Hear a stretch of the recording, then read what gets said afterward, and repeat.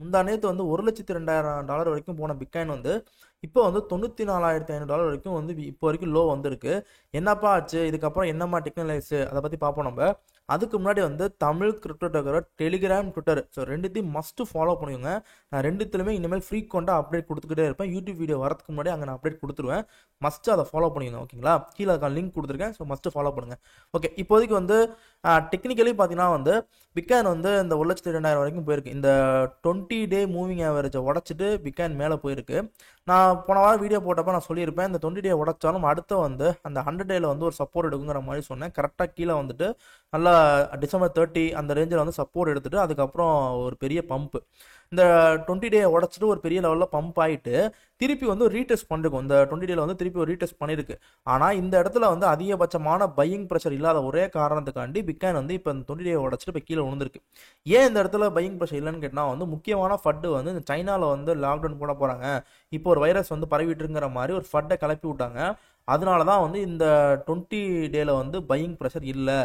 ஆனால் இது கீழே வந்தாலும் இந்த ரீஜன் இருக்குல்ல, இந்த 100 டே இருக்குல்ல, இது ரொம்ப முக்கியமான ரீஜன். இதை உடைக்கக்கூடாது. இந்த ரீஜனில் எண்ணெயை பொறுத்த வரைக்கும் நல்ல ஒரு அக்குமேட் ஆக சான்ஸ் இருக்குது. இந்த இடத்துல நல்ல ஒரு சப்போர்ட் ரீஜன் இருக்குது.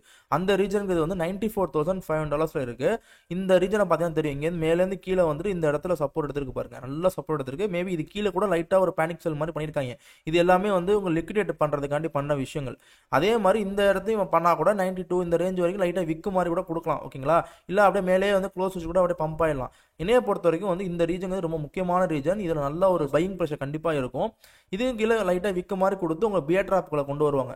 எல்லாத்தையும் விற்க வச்சுட்டு கீழே வரும்னு சொல்லிட்டு அந்த மாதிரி உங்கள் ஆல் காயின்ஸ் பிட்காயின்லாம் வாங்க ட்ரை பண்ணுவாங்க. ஸோ இப்போதைக்கு வந்து எதையுமே செல் பண்ணாதீங்க.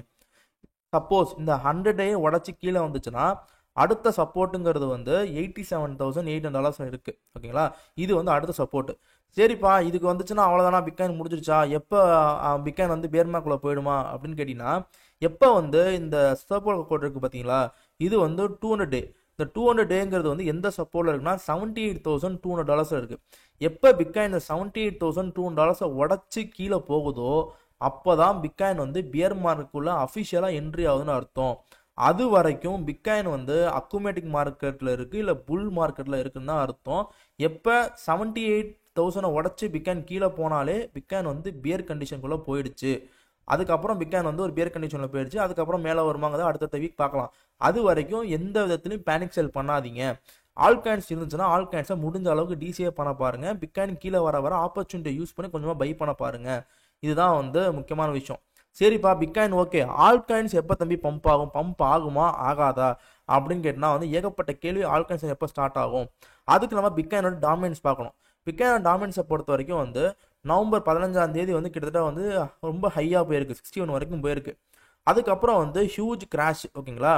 கிராஷ் ஆகி கரெக்டாக பாருங்கள், இந்த பச்சை கலர் கோடு இருக்குது பார்த்தீங்களா, இந்த 100 வீக், இந்த 100 வீக்குங்கிற இந்த ரீஜனில் வந்து நல்லா சப்போர்ட் எடுத்துட்டு திருப்பி மேலே போயிருக்கு.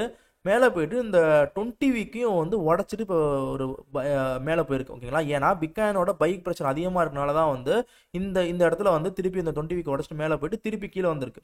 என்னையை பொறுத்த வரைக்கும் இப்போது இந்த 20 வீக்கில் வந்து ஒரு சப்போர்ட் எடுத்திருக்கு, நல்லா இங்கே ஒரு அக்குமேட் ஆகுது. ஓகேங்களா? எப்போ தம்பி ஆல்கன்ஸ் ஸ்டார்ட் ஆகும்னு கேட்டால் வந்து எப்போ வந்து பிட்காயின் டாமினன்ஸ் வந்து 53 இந்த சோப்பர் கோட் இருக்குல்ல, இது வந்து 200 வீக். இந்த 200 வீக்குங்கிறது வந்து ரொம்ப முக்கியமான பெரிய சப்போர்ட், ஹியூஜ் சப்போர்ட். ஓகேங்களா? இந்த 50 இதில் வந்து 53 இருக்குது. இந்த 53 எப்போ வந்து இது உடச்சிட்டு எப்போ வந்து கீழே வருதோ அப்போ வந்து பிட்காயின் டாமினன்ஸ் வந்து ஒரு ஃப்ளாஷ் கிராஷ் மாதிரி ஆகிடும். ஒரு அடுத்த 4லேருந்து 5 வாரத்துக்குள்ளே டக்கு டக்கு டக்குன்னு கீழே வந்து ஃபஸ்ட்டு 44க்கு வரும், அடுத்த 42க்கு வரும். அதிகபட்சம் ஒரு விக்கு மாதிரி வந்து 30, 39 அந்த மாதிரி கொடுக்கலாம்.